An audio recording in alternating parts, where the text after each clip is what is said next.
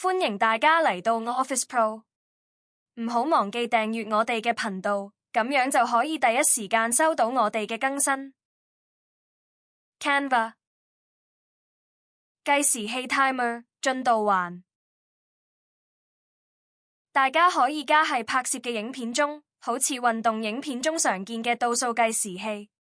亦可以加喺問答遊戲中。做法簡單，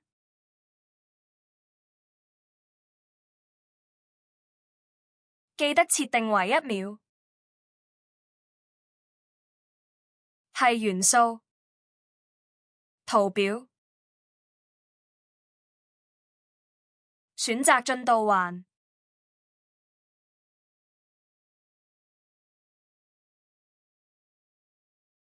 係編輯，百分比打入100，線條粗細最大係20，想有啲就較細數字。可選中意嘅顏色，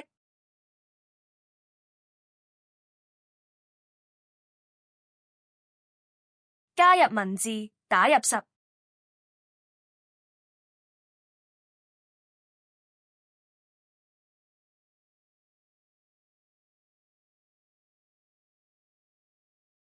複製頁面，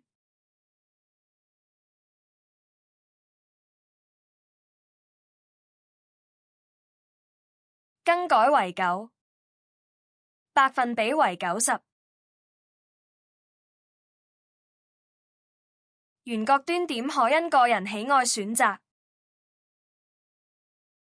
其他頁面嘅做法一樣，更改數字同百分比就可以。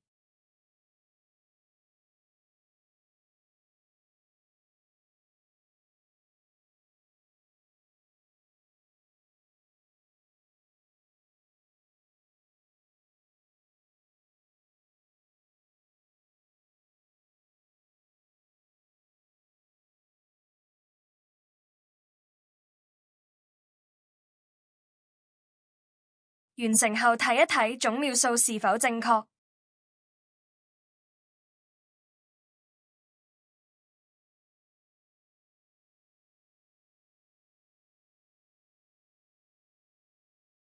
希望今日嘅介紹幫到大家，記得 like and share